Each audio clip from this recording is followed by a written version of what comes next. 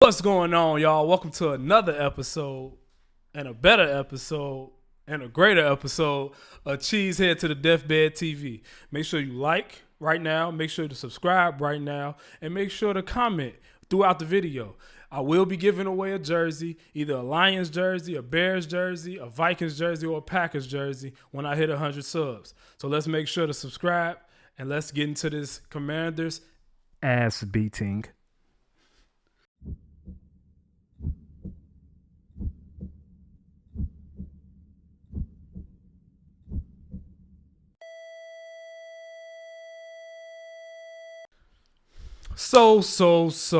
Well. Now, before this game, I didn't have any Commanders hate. The Commanders weren't a team to me, like, even when they were the Redskins, like, they weren't a team to me where it was like, we got some beef. So don't you know how, like, we got beef with the Cowboys some way, or the Buccaneers a little bit because they beat us in 2020, or I don't know, just them teams that's not in your division, but you got some type of beef with them, but it ain't really for real like your division beef, but it's some type of beef.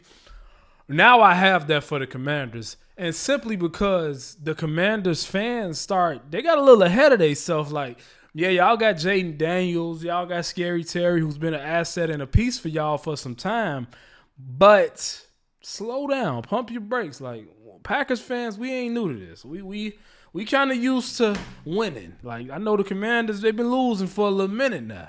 You know what I'm saying? Since, like, RG3 and them days. You know what I'm saying? Like, yeah, it's been kind of rough for y'all. And Kirk Cousins' days. Like, it's been kind of rough for y'all. So I know y'all on y'all high horse, but slow down. We kind of tranquilized that.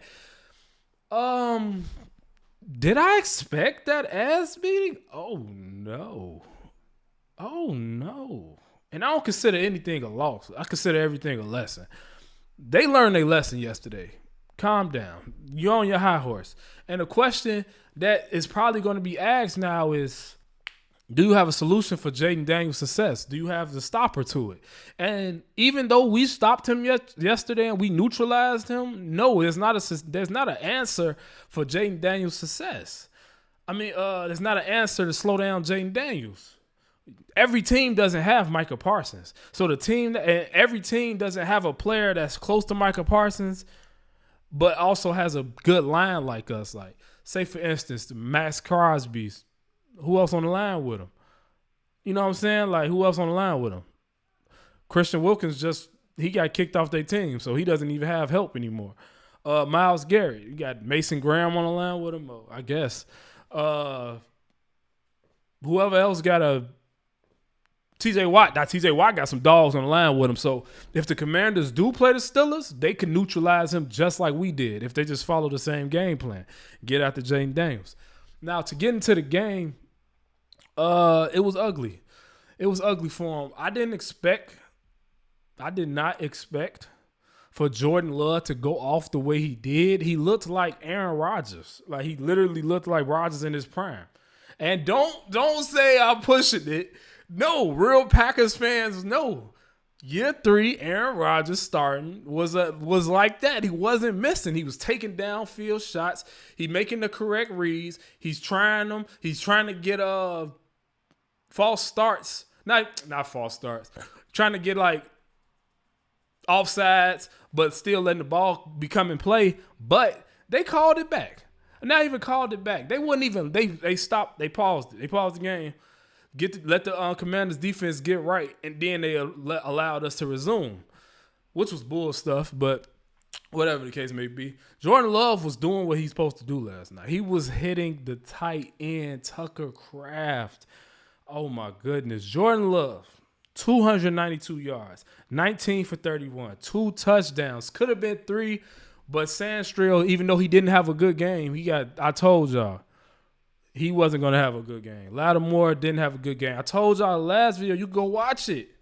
He wasn't going to have a good game. He's not good vertically, laterally, whatever you want to call it. Lattimore isn't that anymore. Injuries derailed his career. And if you watch football, you would know that. Now, Lattimore used to be a dog. He's not that anymore. He's like a Jair. And Sandstreet, I understand he probably has good games. I would never discredit that to him. But it's the Packers you're going against. A lot of youth, a lot of speed, you're going against Matt LaFleur also. And on top of that, Amos, he was the most solid one, you ask me. Well, shout out to the Commanders' defense. Y'all did the best y'all could, but it wasn't enough. Tucker Kraft, 6 catches. Hold on. 124 yards. Hold on. And a touchdown. Did I expect him to go off like that? No. I thought it was going to be a golden day. That was my prediction. It was a golden day. And Jordan Love tried to get golden going, but it just wasn't working that way. That's just how I play sometimes. I think Jordan and Matthew Golden have to get that connection going. Like, it took a few games for Rodgers and Christian Watson to get that connection going, and once they did, it was beautiful. So once Jordan Love kind of knows Matthew Golden's speed on certain routes, and he's a fast player, so it's kind of always hard to match your throwing power and your air time with fast receivers, especially ones that's short, because you got to damn near be perfect. It ain't like he can high point the ball and he tall enough to go up and get it. He kind of got to put it in a place where only he can get it, and also throw it at the length where he can get it. So it's going to take some time, but once that connection connects, it's going to be that. A few bad things that happened. Jayden Reed got injured. He broke his collarbone, or he fractured it. They said he's going to be out for like 6 to 8 weeks. So prayers to you. He from Chicago, so really prayers to you. Not saying like that, but he from Chicago. He from where I'm from, so definitely prayers that could. And I pray that you get through this injury safe and sound. And yeah, shout out to Packers offense. We looked like we was humming. I feel like Josh Jacobs needs to lock back in. I feel like he's not locked in. He's not making the right holes, Pauls. He's not making the right holes. He's not reading the field a little. He can read the field a little better. It's Josh Jacobs, though. I know he's going to get accumulated. I know last year it took him to like game 3 to get his groove going, or he had that breakout game against the Colts. But I do know he got to get that going. He got to get it rolling, because if we can get him on one accord and we get Marshawn Lloyd back with this offense, with these receivers and these playmakers, you can't tell us we're not going to the Super Bowl. So, Josh, I need you to lock in, twin. Lock in, twin. I love you, man. I need a jersey. Defense, Packers defense, 25 pressures, 4 sacks. And if you watch the game, please tell me that this is going to be how this defense plays all the time. Swarming to the ball. You got Bullard. You got Bullard out there hitting. Shout out to Javon Bullard, man. Georgia Bulldog. Shout out to Bullard, man. Shout out Keyshawn Nixon. Keyshawn Nixon had only allowed 1 catch for 9 yards and 5 pass breakups, man. Stop CB1. Shout out Nate Hobbs. It's crazy. I'm so hyper right now, y'all. Y'all don't even understand. It's crazy because people don't even notice the little things. Like we noticed Keyshawn Nixon getting off because they kept trying to target him, and he broke it up each time. Damn, now you allowed 1 catch, like I just said, but you don't even notice the little things, like Xavier McKinney's side not even getting played with. Evan Williams' side not even getting thrown to him. People not even looking his way. You see Quay Walker making hell of a play. Adrian Cooper is everywhere. Nate Hobbs is damn near shutting down the quarterback's left-hand side of the field. People not going to talk about that because you don't see them that much on camera, and you don't hear the broadcast talking about them much. But that's the attention to detail. That's the little things that matter. And they don't even talk about it because it's not standing out, because the players are doing what they're doing. Like Jeff Hafley said, that was Xavier McKinney's best game. Last game against the Lions was Xavier McKinney's best game. Did he do anything that stood out to the public? No. But did he do everything he was supposed to do? And that's the reason why the game went that way? Yes. So people got to stop falling in love with the stats and the highlight reels and just realize what's really going on. Like my boy Quay Walker is locked in. If you look at my bio on Twitter, it say Romeo Dobbs and Quay Walker's Stan account. Shout out both of them guys, man. I can't express enough how much Michael Parsons opens this game up for us. I can't even express enough. Rashawn Gary got another sack, if I'm not mistaken. Michael Parsons and Adrian Cooper got a half a sack apiece. And somebody else got a sack. Probably like Carl Brooks or something. somebody, Kobe Wooden. It's just like so beautiful seeing our defense talk. And I'm tired of talking about the defense to y'all, but y'all have to understand, Packers fans been waiting for this since 2000. I wouldn't even go back to 2010. I would say 2020 was a Darius Smith, Preston Smith. We had all those guys. And Jael was in his prime. Yeah, that was beautiful. We didn't have a defense like that since then. And before that, it probably would be like 2013, 12. But for the most part, the Packers team all around, and I'm not saying it because I'm a Packers fan. You see the whole media saying this.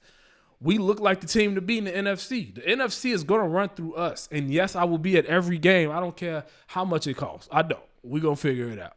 But shout out to Packers, man. Shout out to offense. Shout out to defense. Brandon McManus missed a field goal. I know that probably broke our hearts the most out of all that stuff, but it is what it is. Nah, shout out to defense, though, man. Y'all held Debo and Scary Terry to 12 catches total and 92 yards total. Held Jayden Daniels to throwing 200 yards. He threw 2 touchdowns like late in the fifth or whatever. 24 completions, 42 attempts.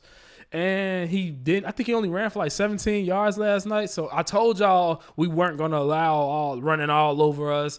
We ain't had that since Jalen Hurts 4 years ago. So I told y'all that wasn't going to happen. It's kind of like I called the game perfectly, except the Matthew Golden thing. And yeah, it is what it is. But Packers win 27-18. Go Pack, go. We play the Browns next. That's next week, next Sunday. So I just can't wait to see where the team goes. We got Michael Parsons getting more implemented in the game. He's going to be in the playbook. He probably plays 75% snaps next game. And by the time he play the Cowboys, he's at 100 snaps. 100% snaps, which is perfect. That concludes this episode, y'all. I just want to say, go Pack, go. Matter of fact. Go Pack,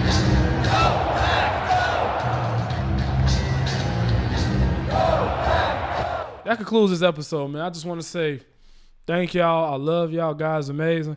I've been going through a lot of stuff in my life this year, and y'all don't understand how much I love to do this just so I can clear my mind and get things going in my life and understand that stuff just happens. But I just want to say I love y'all. I appreciate y'all. I hit 100 subs in 3 days. That means a lot to me, especially because I started this channel and I just came from a channel that just hit 1,000 subs and we was about to get it rolling and things deterred. So I just want to say I love y'all. I appreciate y'all. Thank you. God is amazing. Have a blessed weekend. Go Pack, go.